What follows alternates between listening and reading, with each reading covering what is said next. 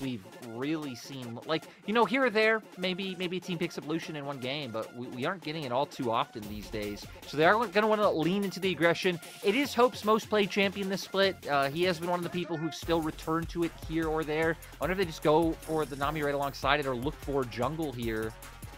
Xin Zhao, Vi was going to be the other thing that I wondered if they lean towards with the Varus, but having this kind of the Crescent Guard I think is going to be huge. It's going to make it Ruler's job quite hard in these mid-game skirmishes. Croco's most played as well.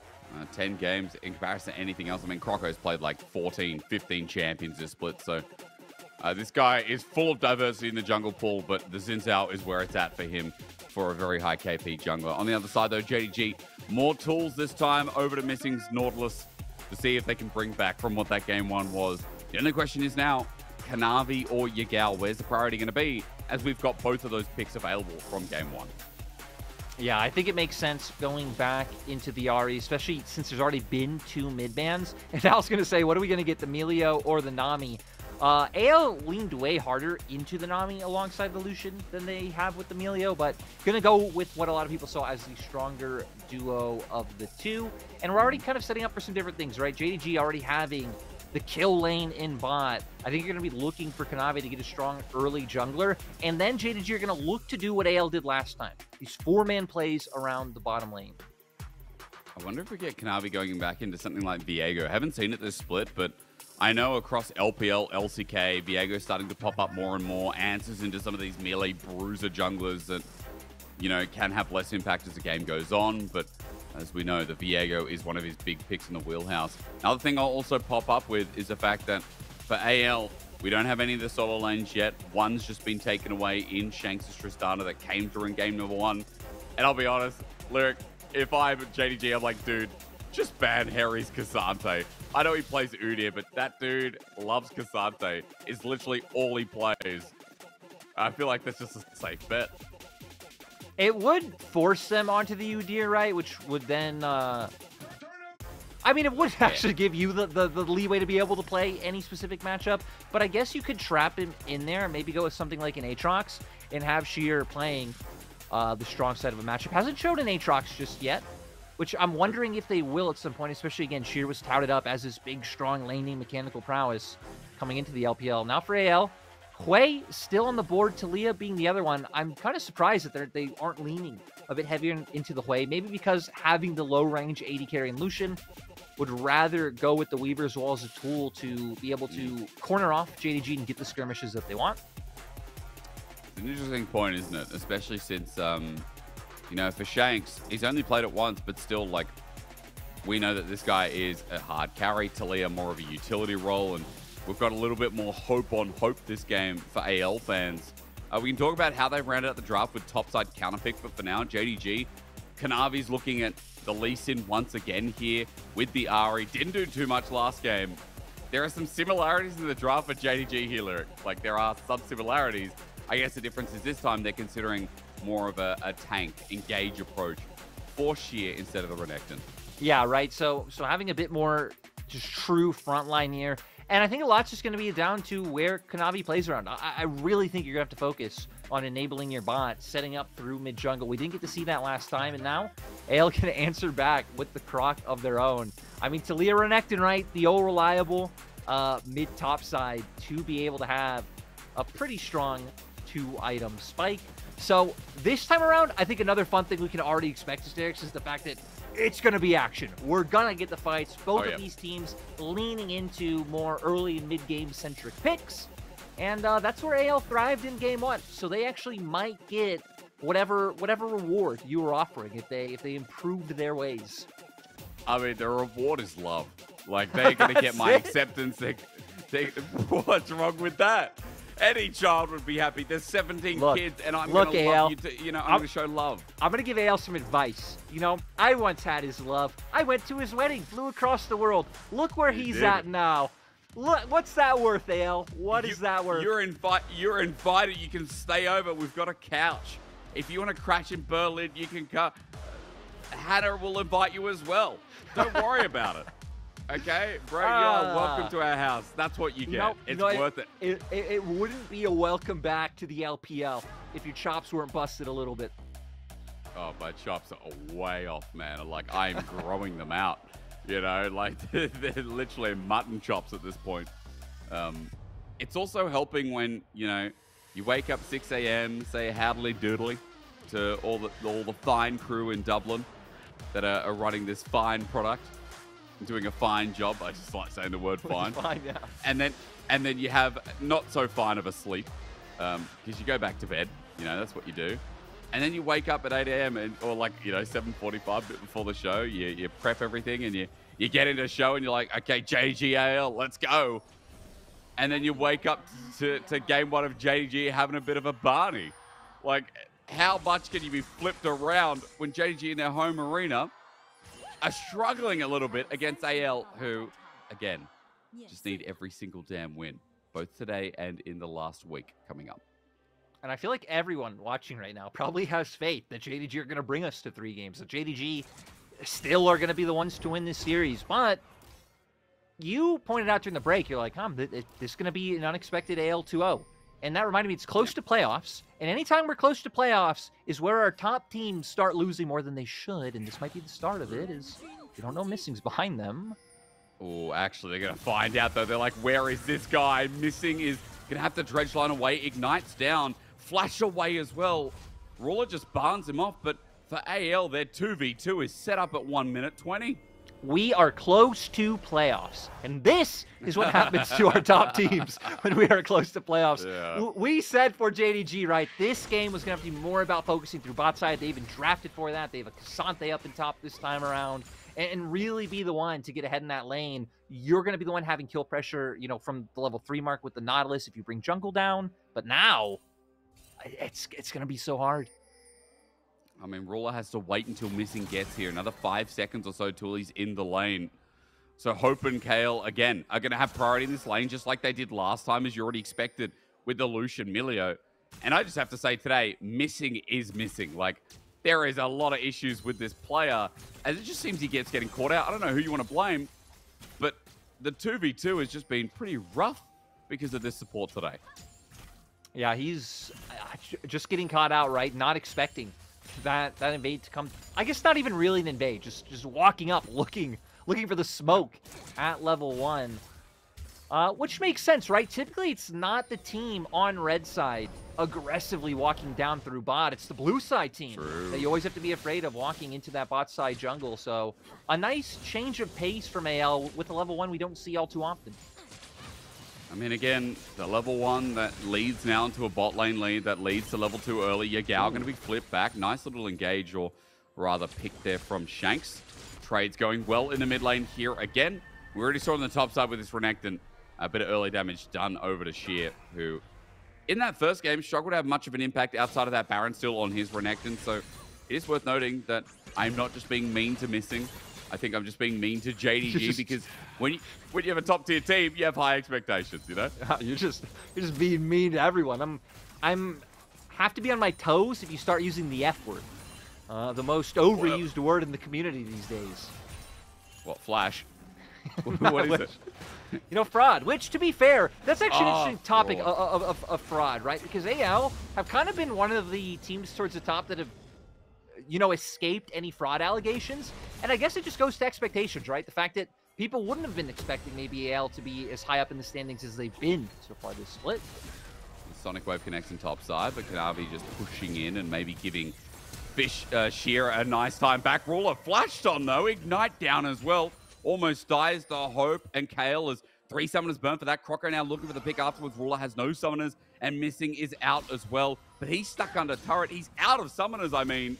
Wind becomes lightning, doesn't connect, but that is a gigantic wave.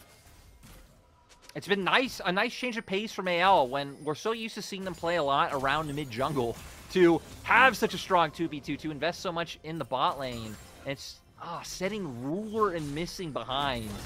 2 of the best to do it, and Hope and Kael are just getting the better of them. Bottom right, this is what happened. Just small trades. Really good dodge from Hope. I think he saved his relentless pursuit for that arrow from Ruler. Dodged away. Trade went perfectly. And for Hope, yes, he used his summoners. But remember that Ruler now without any. So as you can see, Croco trying to expose that bottom side that's already 10 CS behind. Now he resets, flips the top. I mean, he's everywhere at the moment.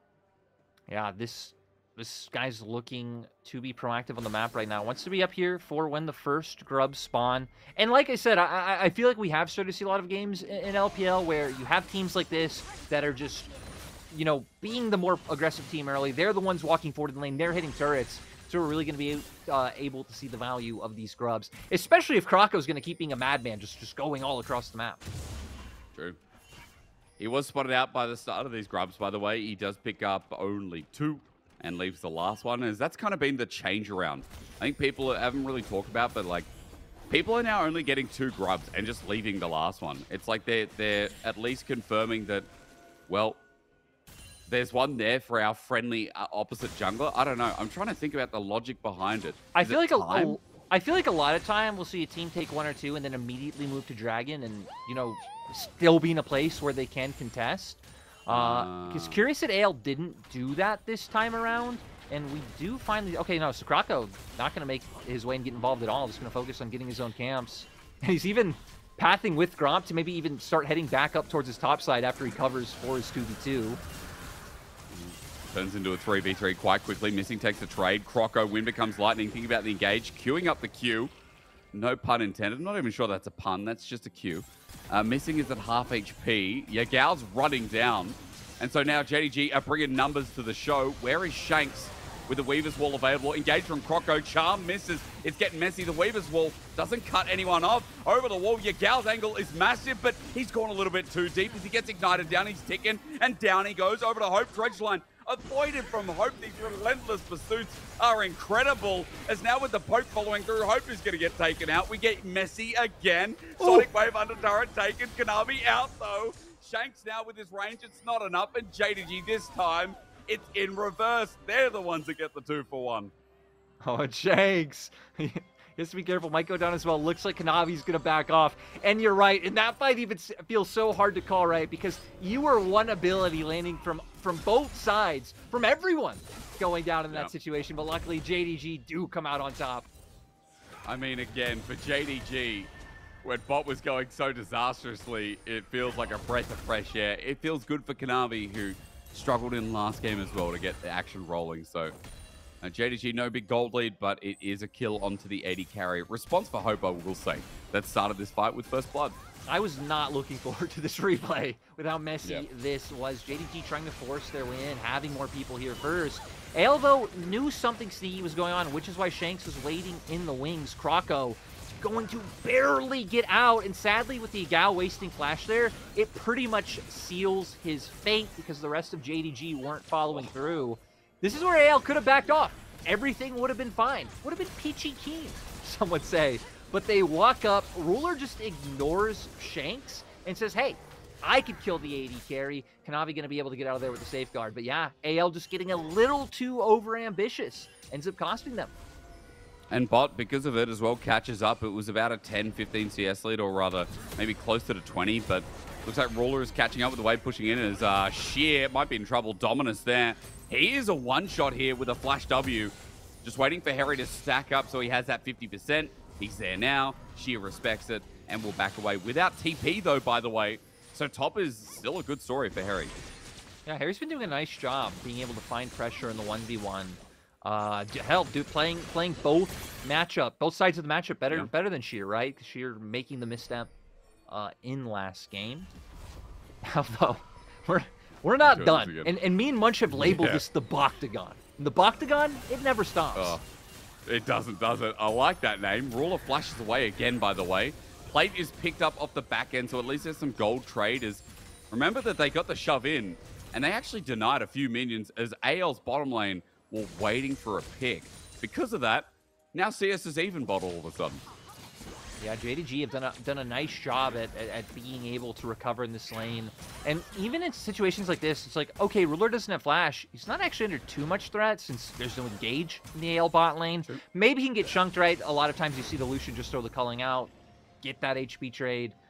I'm not going to have to worry about anything like that so far. And both teams ignoring the top side of the map pretty much entirely. I just realized, like RNG's game 2, it's not as egregious, but AL, there's limited engage this time, you know? It's not a hard engage like there was last time that there was plenty of. You know, we've got Xin Zhao, I guess Renekton counts in. Emilio's like, Emilio's not really engaged. Well, Emilio's not engaged. Not even. Yeah, I'm not even going to spin that. Look. All you got to do is flash behind them, throw the little kickball, they get a little bit closer to your team. True. They're displaced closer. Exactly. It's a minor inconvenience. Yeah. Love that. AL, I mean, it just rings true of what I saw in Game 2, so I hope we don't get a bit of deja vu. It like just looking at it, right? I feel like the longer the game goes, there's always going to be some opportunity with the Weaver's Wall. I think this set up or try and corral JDG into position, find a flank, find numbers advantage, you know, whatever it is. But just playing front to back, I think is going to be very hard going forward. It's a lot going to be up to Shanks, making it hard for people like Yagao and Kanavi to move forward with those dashes over the rock. So I think all eyes going to have to be on the AL mid laner, which again, luckily he has been kind of the best performer for their side. Very true. We're fighting this again. The question is there with 5 seconds in Dragon, by the way, but you were just talking about mid. I mean, Shanks is now grouped up here with the rest of AL. Weaver's Wall is available. Needs a bit of that poke damage to come through as Hope just decides to culling out. Ruler goes down to half HP. And it's a 4 versus 4 in the Boctagon, yet again trying to gear up for Dragon. Yeah, and Hope is running, missing down. Croco with the engage, audacious charge. Kanavi gets poked out yet again. AL, I guess that's more of a beneficial trade so far. But as Charm misses, now they're going in for round number 2. Spirit Rush already burnt out and half HP for a lot of these carries here as Dragon is finally looked at by AL. Yeah, the only thing AL used was culling at the start of it, which is why I think JDG were feeling a little cheeky with Yagao looking for the charm, but you needed to hit that. Hery's looking for the flank. Yeah, he is, while the TP is coming in from Sheer in the meanwhile, but the engage starts off first. Good knock-up, though. Sheer's angle perfect. Chains of Corruption even better. JDG, this looks so easy. Hery comes in late, but everyone's already dead. One ulti coming through from Ruler, one setup from Missing, and that's all she wrote. A quick, big Barney that ends up in JDG's favor. And I thought things looked promising for AL because Ruler was caught out by Hery. He even got stunned by something else. And I was so focused on Ruler's position. I look up Kanavi, Sheer, just murking everyone on the side of AL. Great swing from JDG. And like you said, it's looking more and more like the expected AL series in Game 2. They start off the engage. Great. Yagao gets super low. You have the Renekton coming on the back end, which is going to put pressure on the Varus. But here it is. Sheer able to jump in, displace Hope, takes him down immediately, and Kanavi following up. It just didn't even really matter where the other JDG members were, because just the threat that those two put on the backline was enough to scatter AL to the wins and set up the picks. Unlike Game 1, where AL, like, you know, found small peaks, but JDG were managing to trading peak gold within standing, like, when JDG find a lead, they run with it, you know, more than any other team. JDG with big picks, you know, it turns into a 1.5k gold lead already. Kills might be onto Kanavi's Lee Sin, but Yagao Ruler gets some gold from that as well. We also have Sheer, who felt like he was struggling a little bit in this lane, who now feels like that should be alleviated too. So for JDG, as his laning phase continues for the last 30 seconds with those plates up, it is just a good news story of this team once again finding what they're good at, which is a fight. And they're already making their way back down to bot. You can see Yagao hovering over. So wanting to commit to make sure that they get this crab. I wonder if they'll start potentially moving up towards top side with Herald spawning soon, but no. They know where AL is, and they want to keep looking for it. Come on, JDG. I just said you wanted to look for the smoke. This isn't when you back off. Oh, just go elsewhere then. They'll find somewhere. Look at this. This is a mid dive now, all of a sudden. No Herald available because that just spawned, by the way. But remember that they got, only one grub? What happened? No one got any other grubs. Okay, one still matters, though, because Kanavi's going to get first turret blood. Just with Yagao like that. Both teams completely ignored the second grub spawn. You just keep going and fighting in that bot lane tri-brush. So, very nice mid-turret take for JDG, and even going to steal a bit more. Croco's on his way. See how confident he feels? Doesn't get it. Charms in. Croco's running in. I mean, he's trying to buy time, but Mega Blast Cone sends him all the way to Herald, and that's just the natural progression here as AL have also rotated to try and fight this out. JDG playing so well with the lead so far.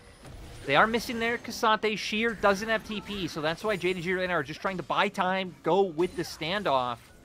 AL would have a window. It looked like Hery was chunking out Yagao, but didn't want to walk down into River. And it looks like both teams going to feel tempered to back off. Ruler ran into that. What?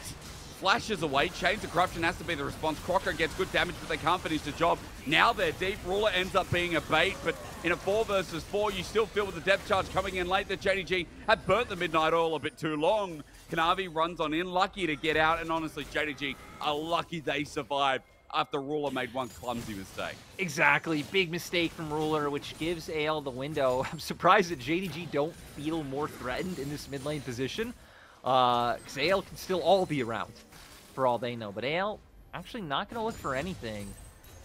Still respecting just the potential threat that was there from that JDG core. I'm a bit surprised. Feels like a missed opportunity for AL. Not even going to move up to start on Herald. Not going to move elsewhere to maybe get tempo, get vision down towards bot lane. Just a missed opportunity. It's like as she's going to get ganked here and just run down by everyone on AL's. Weaver's ball comes through. And him to survive this would be a miracle, but it would be a Cassante miracle. Can he take Croco over the wall? No, he can't. He's going to die to hope here. No, actually, Croco just steals that last minute with a yoink. 45 seconds before Dragon. Sheer no TP, so he'll be late on the map as AL. Also transitioning this into more gold with bottom side turret going with it. Yeah, going to take this for now. So a bit of a trade coming through. AL not feeling confident in fighting JDG with how strong they are with some of their items. I mean, AL did just pick up their items right before that last standoff. Things like that Archangels for the Talia. But it seems like they're still fine just waiting it out. Maybe believing in the strength that Talia will have later on in the game to be what gets them through. I will say when our conversation with Ruler was up, what I was thinking about is like earlier in the split, didn't that guy flash on a ward or something? Like he was taking a ward? I think he's done it twice now. Where Ruler has just had this weird, uncharacteristic split of not being the cleanest AD. Where like he's trying to take a ward and he accidentally flashes. Not once, but twice this split. Maybe not important now, is it? Let's not bag out Ruler. Kanavi flashes away. Let's bag out Kanavi instead. Because AL, 5 members move towards Dragon and JDG now trying to buy time for the rest of the people to come in. Yeah, Kanavi already having to use that flash, though, is going to be a bit of a hit. Seems like JDG still feeling confident, but AL keep trying to threaten these flanks. Last time around, it bit them because Hery was too late to take action. Yeah. He's now like, I'll go this way. Oh, he's on a ward. And again, he's late. Herald's going to charge mid in the meantime, so that's JDG trying to put tempo on the play. But the thing is, AL, as they verge down towards bot side river, JDG are very healthy, and AL just taking poke. Now throwing it out there, we need to look at when Shanks... Oh, actually just going straight onto Hery. He's just isolated by himself, dead. Now AL jump on him without a member. Cullen comes through, but missing. Still alive. What is with JDG and surviving on no HP this game? Does AL with numbers disadvantage still want to fight this? But honestly, you can get wiped here. Kanavi ready for a Sonic Wave, but instead goes for the Dragon. And as well as Herald getting the charge, as well as Croco running in and giving away a free kill just about to this Cassante, it's going to open up mid. It's going to open up the game. It's going to open up the ace. And everything in between. AL, big mistakes here around Dragon. Just feels like it cost them the game. The patience from JDG. This is the JDG that everyone knows. This is the JDG that we can remember back when you were, here in the LPL in 2022, right? These more slow, methodical moments, waiting for the right time to strike. And now, going to be on Soul Point. Huge swing for JDG. I mean, man, as you said, played it so patiently. Because AL keep getting poked down by Ruler. And Hery, the trigger goes in early. And what a great call by JDG, right? Because the thing they have to be scared of running forward is the Unraveled Earth. So say, let's take that out of the equation. We'll just focus down this Renekton. They now have numbers advantage, but the culling does a great job of dissuading JDG from being able to go any farther forward. And it seems like they're just waiting for Kanavi to be able to connect with the Sonic Wave, try and pull AL into a false sense of safety. And it's actually Croco who ends up giving the opening for Sheer to go in with the all-out, which closes the distance between Sheer, Yagao, and the rest of anyone's legend. It's a weird series because I think, as you said, Croco's been focusing a lot more on the bottom side through both games. We haven't talked maybe as much about Shanks, like last game on the Tristana, sure. But Hope has been the person who's been most consistent so far for AL. As our overlay has changed completely. I'm in an unsafe space. What is happening? Right. Oh my God. It's so different. I didn't even notice until you pointed it out. Now I don't know how to not notice. What is happening? Well, maybe because the game feels a little bit over, that they've decided to change things up a bit. See if that makes any lick of difference. The JDG just keep taking objectives on the map. 6k up, by the way. Next dragon, don't know when it's going to come up, but it is going to be a Mountain Soul, I believe. Infernal Soul? What are we on? What rift are we on? It's not Chemtech Soul, is it? Chemtech Soul is trash. Where is it? It is Chemtech Soul. Yeah, and you know, I like that you came in today with your spiciest takes, but what Yeah. we need is AL's spiciest take. We need AL to full-on send it. 6k gold down. Oh, you got nothing to lose. We're in 3 different stadiums today, so you know we should at least keep decent timing here, AL. Yeah. They're going for it. They're going for it. Onto Yagao, but he has Spirit Rush and no Flash. Okay, maybe it's going to be a big move here. Hope's damage massive as well. There's Spirit Rush. Charm does connect, though. TP coming in, they can't finish the job. Ignite also went down with that as well as the rest of the boys are coming in. We kind of saw this coming, didn't we? Poke away from Shanks. Sonic Wave does connect. It's taken the kickback, enables Hope to be launched into the team as a depth charge as well. Finds that follow-up, and for JDG, it's all good news, even under an inner turret on the top side. No one's dying. Tankiest members as Kanavi cares not. All 5 stand strong. Make that 4 is, of course, missing. Had to die at least once this game. And with the ace in from JDG, it's all but doom and gloom for AL. JDG, huge gold lead right now. They're going to be able to turn to the Baron. They're going to be able to finish this off quite easily and start looking for those pushes on the map. They're going to have Baron to be able to secure Prio and make sure that they get that soul that they have worked so hard for. And I appreciate AL because they heard my words. They felt the truth in my spirit, and they gave us exactly what we needed. They did. What, a game 3? I mean, a bit of disappointment, but also a bit of a faster game 2 is, you know, what I was asking for. But game 1 was 24 minutes. So it's not like we've had a slow series so far. I mean, we're still launching up to have a game 3 in like 50 minutes in total time. Yeah, and honestly, at this rate, that next game is going to be another mid-20-minute game. We're going to see here, I mean, AL overextended, trying to find the pick on Yagao, who is able to escape, as we're going to see here from Kanavi. Gets in there, goes for the kick. We even get the nice cinematic to see it all. What is he? What is the legs? Is this chicken feet Kanavi? Is this chicken feet Lee Sin? Is it branded with the second Chicken Run movie or what? Because his legs are literally like white claws. It literally looks like a chicken or a turkey. I don't know. Skins have all gotten way too visually confusing for my old man eyes. Look it up. Don't you worry. I'm very confused as to what's going on with this champ right now. Zenith Games, Lee Sin, what is that? I don't know if that's it, but it might not matter. JDG are just ending the game right now in AL's base. An inhibitor drops mid, and with the bottom wave set up as well, Hery and Croco are responding to that, making sure that JDG don't have another angle with his Baron buff, but Baron is still going to be going for the next minute or so. And so as JDG open up the base, it's all but assured with the 10k gold lead and the Dragon Soul. It is a Chemtech Soul, of course, to correct myself, to kind of seal this one off further. Going to be able to guarantee this, then all they have to worry about is top and bot lane starting to break those open. They even have the wave in bot side now with Yagao starting to push, so it's going to be very easy for JDG to pivot down there, but it looks like they were maybe thinking, wondering if they could find a fight in mid, push out mid, and now move to bot. Feels like the play.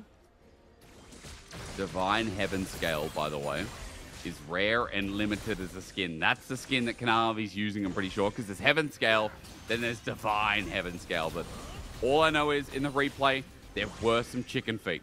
It was very unsettling to see Lee Sin kick with that. I mean, you probably get scratched on the way out as well. As with Baron and bottom side, we focus our eyes on the prize, which is the JDG taking us to a game number 3. It's been one-sided. It's been a good retribution game here for JDG. After game 1 was a shellacking. And now with double inhibitor down, it is the final touches to run in. Chains of Corruption as well. Hery at half HP and Croco hit by the Aftermath. all members healthy enough here is missing, is going to die for this hook. You just know it. But the Baron Minions are trying to end the game. Weaver's Wall does nothing. No, now JDG. Oh, Yagao almost got taken down. Great flash. Step charge on the back line as well. At least the charm does connect and still buys time. Triple knockback from Sheer on the top side. This guy looking a lot better on the Cassante. And with AL just being observers, being spectators to the end of their game, what can they do? It's over. Nexus bare bones. AL, are they ever going to pick a time to fight, or are they just going to sit here and cry? It feels like it is going to be the latter. As with the flashes forward, JDG have one last kill on the menu. It's hope to finish off. They won't find him, but they will find a 25-minute game to make this a good comeback. Yeah, JDG, they show up.